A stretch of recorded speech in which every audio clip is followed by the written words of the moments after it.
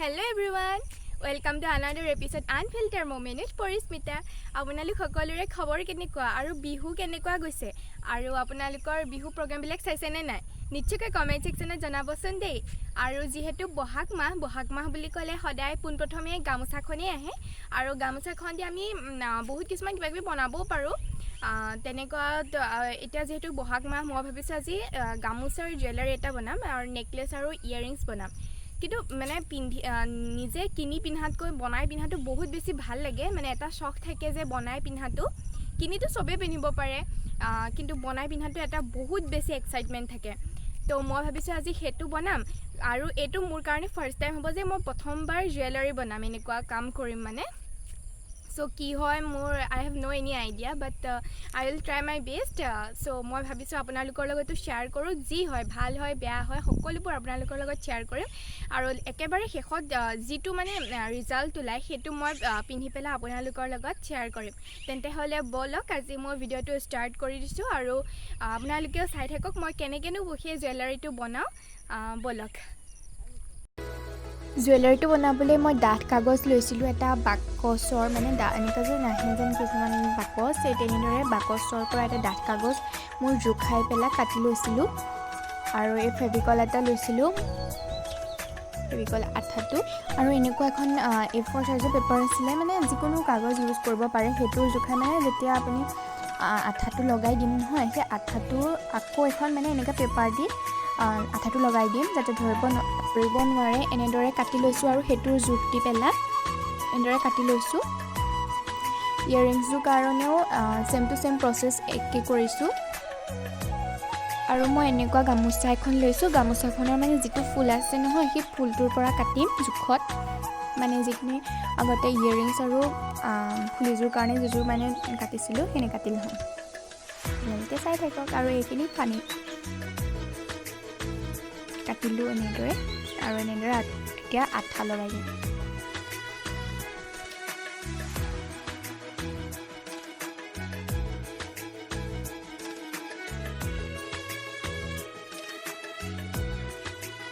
তাৰ পাছত এনেদৰে আঠা লগাই ল'ম ফেভিকলটো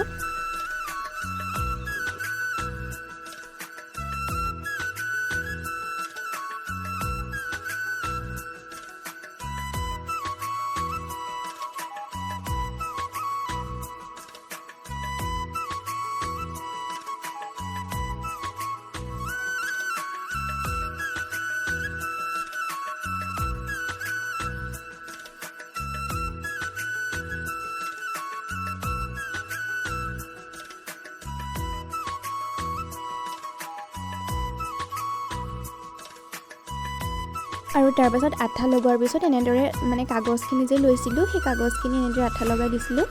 মোৰ উল্টা হ'ল মানে হোৱাইট ব্লেংকটো মানে পিছ চাইডে লগাই দিলোঁ এতিয়ালৈকে বাৰু ঠিকে আছে পিছত চাওঁ কি হয় আৰু ইয়াৰিংছৰ বাবেও সেম প্ৰসেস ইউজ কৰিম ফুলখিনিয়ে লগাম আৰু মই ৰছীডালৰ কাৰণে ঊল সূতা ব্যৱহাৰ কৰিম মায়ে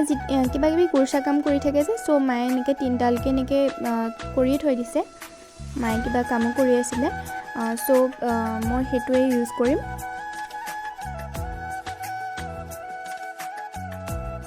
আৰু এডাল এনেদৰে জোখত কৰি ল'লোঁ অৱশ্যে মোলৈ অকণমান দীঘল হ'ল বাৰু একো নাই মই পিছত মণি লগাই পেলাই এনেকৈ চুটি কৰি দিব পাৰিম আৰু এইখিনি মানে ফেভিকল দি ৰছীডালত মণি দুটা সোমাই লৈছোঁ তাৰপাছত ৰছীডালত মানে ডাঠ কাগজখনত আঠা লগাই দিম ফেভিকল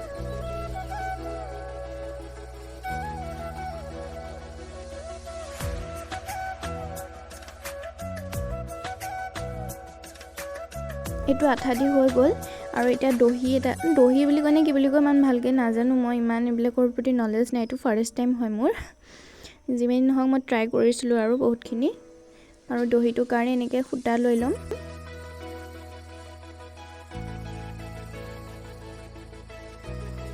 তাৰ পাছত এনেদৰে মানে বনাই হোৱাৰ পাছত হাতৰ আঙুলি দি এনেকৈ মানে পকাই দিছিলোঁ তাৰপিছত এটা গাঁঠি দি দিম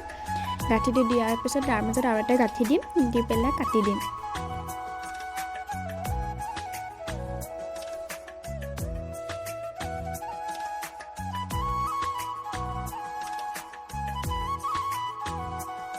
আৰু এয়া এনেদৰে হৈ গ'ল। ইয়াত এতিয়া আঠা লগাই দিম, মানে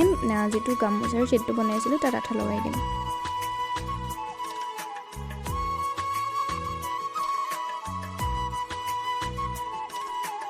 আৰু এয়া পিছত মই এনেদৰে অলপমান আঠা লগাই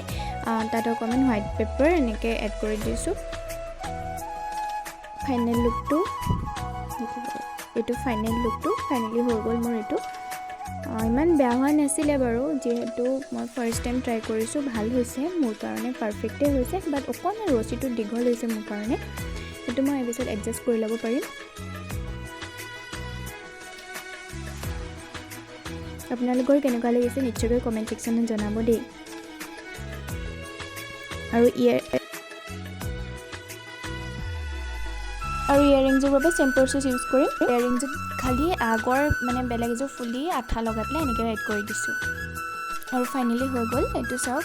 আৰু মই ৰিলছ এটা এড কৰি দিছোঁ। এইটো হৈছে জুৱেলাৰী ছেটটো। ফাৰ্ষ্ট টাইম বনাইছোঁ, মোৰ কাৰণে বহুত ভালেই লাগিছে। আপোনালোকৰ কেনেকুৱা লাগিছে নিশ্চয়কৈ জনাব। আৰু ইয়েৰিংছো বহুত বেছি ভালেই লাগিছে মোৰ। নেকলেছটো অলপমান দীঘল হৈছে আৰু। Bye bye, see you the next one.